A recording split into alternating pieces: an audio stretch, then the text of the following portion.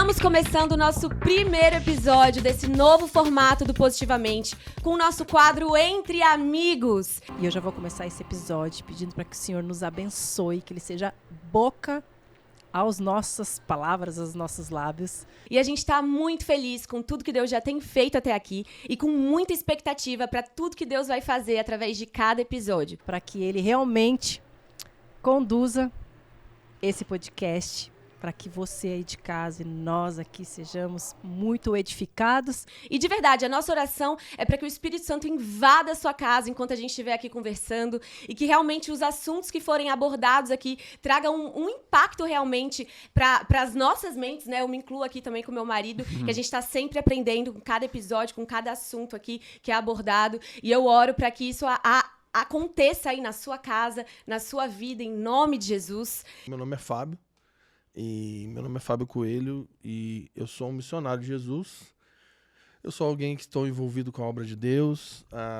Somos uma família missional já há mais de 15 anos, envolvido com a missão, com a grande comissão.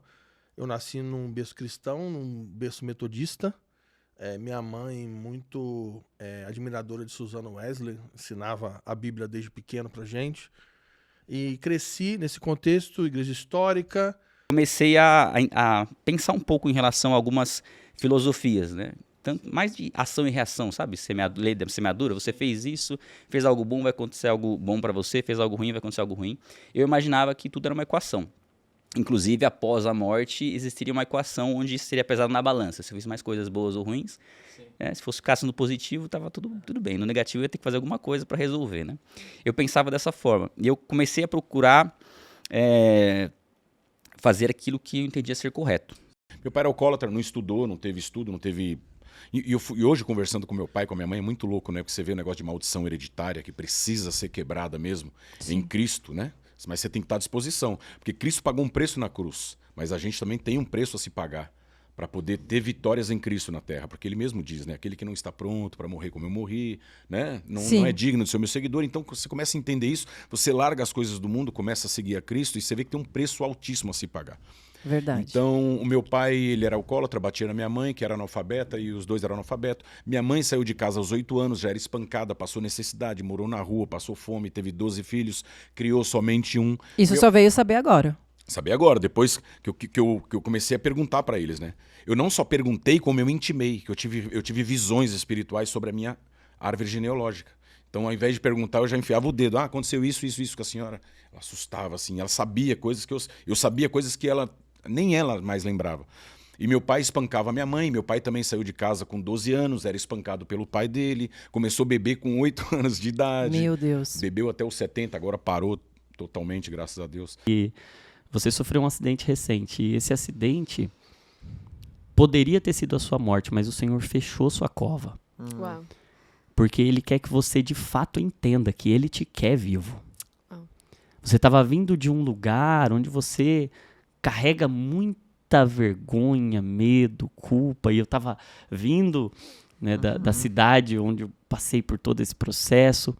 E ele disse, mas o Senhor está te dizendo, tá vendo esse lugar aqui, o púlpito? Esse aqui é o seu lugar. E hoje o Senhor está te dando um dom. E, cara, é surreal. Ele falou, o Senhor está te dando um dom de interpretação da palavra. Uau. O maior fracasso do homem é ter sucesso naquilo que Deus não chamou ele para fazer. Exato. Então eu fiquei muito triste. Eu lembro que eu voltei para casa e eu tinha uma parada na minha mente que era o quê? Eu tenho 2 irmãos mais velhos, os 2 engenheiros formados e tal, e eu queria ser como eles e não conseguia ser como eles, não consegui bolsa na faculdade, não consegui emprego. Então a piada foi a última alternativa, não tinha mais o que fazer. Entendi. Aí, no aniversário de 80 anos da minha avó, meu primo que é publicitário, ele falou assim, vamos fazer uma homenagem pra avó diferente? Eu quero usar você, a gente vai fazer um vídeo, vamos pegar a foto antiga das tias, da avó e vamos brincar, vamos construir um roteiro, vamos zoar, fazer dar risada. Aí beleza, minha avó, muito conhecida, tinha mais de 250 pessoas no aniversário dela. Aí colocamos o vídeo no telão. Pum, todo mundo rindo, morrendo de rir, chorando de rir. Aí no final todo mundo queria saber quem que era esse neto que tava lá no vídeo. E aí eu senti pela primeira vez assim, nossa, acho que isso é possível ainda. Né? E meu primo publicitário, ele chegou pra mim, aí eu falei, obrigado, a edição ficou incrível, ficou muito legal, todo mundo gostou. Ele falou, não me agradeça. Eu só queria te mostrar que você é capaz de fazer aquilo que você tem vontade. Sim, A Bíblia é ensina, isso, é nos isso. ensina a servir pessoas e ele vai enviar pessoas para fora, outras É isso aí. pessoas ele vai enviar para sua cidade, e outras pessoas ele vai colocar dentro Da igreja. da própria igreja para servir ali, porque quando as pessoas não são salvas no final do culto, né? É. Que tá ali sendo tratado, curado e salvo. Então, É. nós somos missionários dentro da nossa igreja É isso, também. E não é tem isso. como querer fazer qualquer coisa fora da nossa igreja, antes de fazer dentro da própria igreja. Não tem como. Através do servir na igreja, Do né? servir, de amar aquele lugar, de amar aprender, de amar ser discipulado. Porque a gente ama tanta coisa, né? A gente quer... Eu falo isso da nossa carne, exatamente, que a gente precisa matar isso todos os dias. A gente quer ter várias pessoas nos seguindo, vários seguidores, milhares de pessoas te assistindo, cantando. As pessoas querem a nossa carne quer holofotes. Só que Jesus está o tempo todo, não é sobre isso. Você não tem que querer isso, não. Porque acho que quando todo mundo trabalha junto pelo mesmo objetivo, que é, cara, expandir o reino de Deus na Terra, eu acho que aí sim a gente vê uma força muito forte na missão.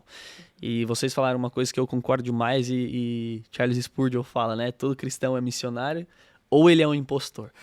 Então, cara, Quem nós estamos sendo? ou você vai lá, você prega as boas novas do evangelho, ou, cara, desculpa, Você tá no você real. está sendo um impostor. O povo cristão deveria ser aquele povo estranho que ama mais a eternidade do que a felicidade, né? Então, quando você troca o alvo da vida cristã, da eternidade para a felicidade, você corrompe completamente a nossa crença e a nossa fé.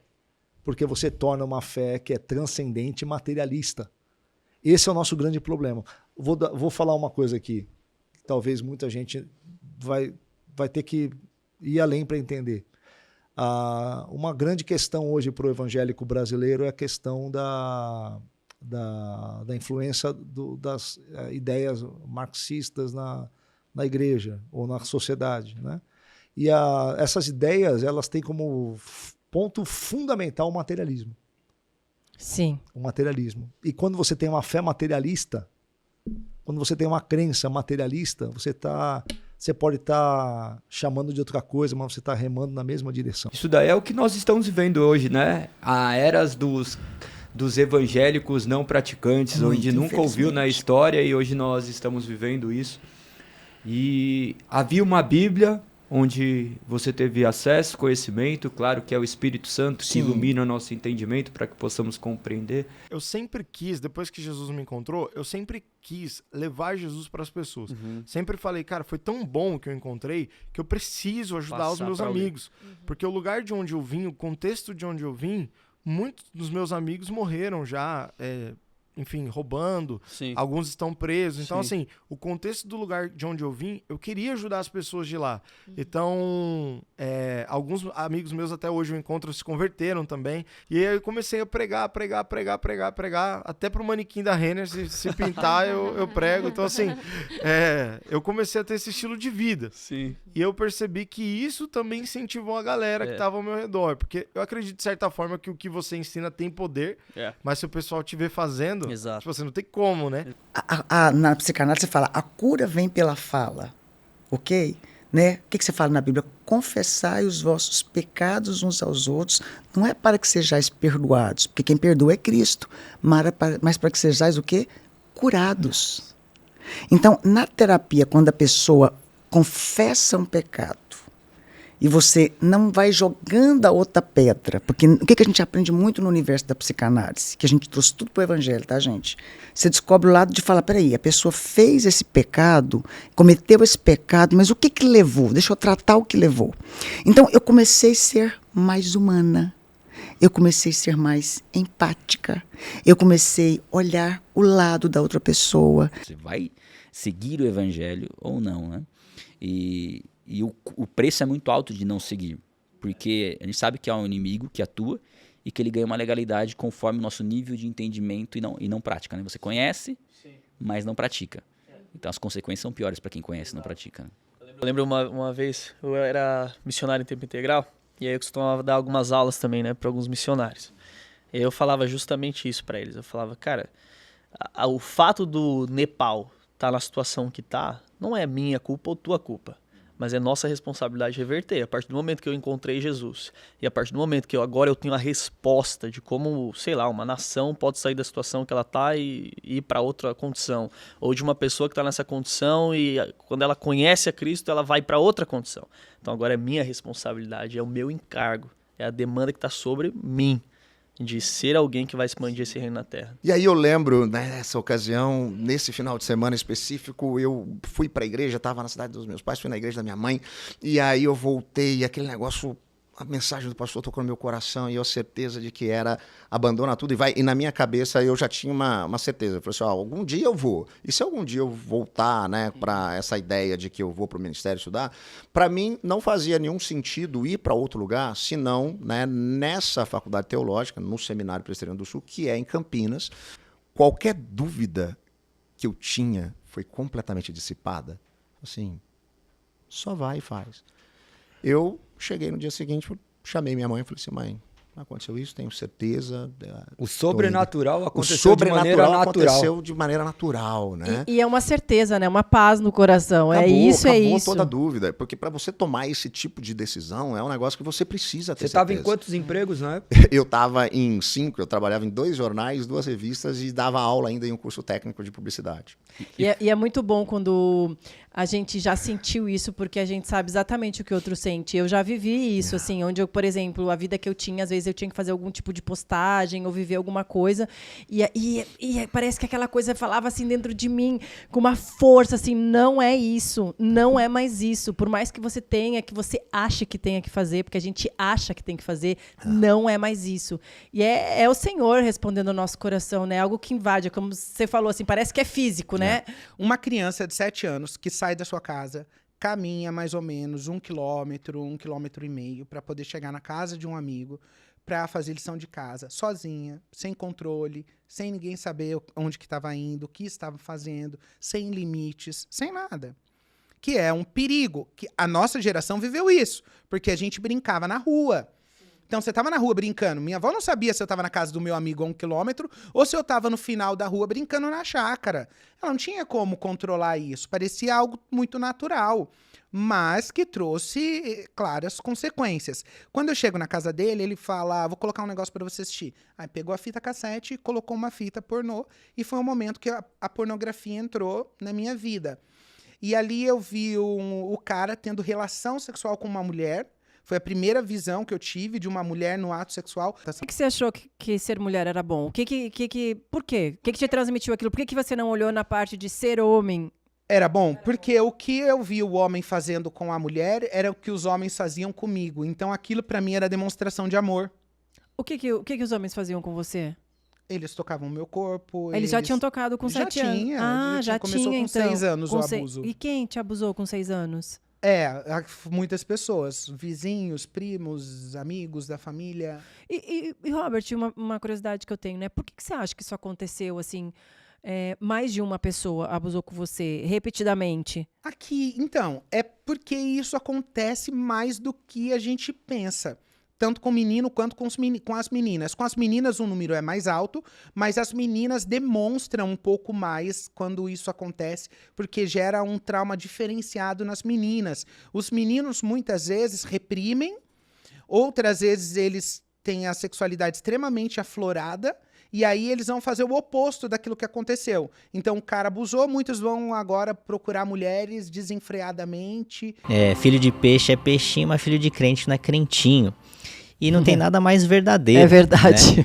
Porque eu vivi isso, né? Apesar de eu ter nascido e ser criado não apenas num lar cristão, mas, né, os corredores da igreja foram o meu quintal, eu tive que passar pelo meu processo de regeneração. Eu acho que é muito interessante, né, a forma como, a multiforme graça de Deus, como ela age nas nossas vidas, né? Eu sou o cara que fugia de igreja, né?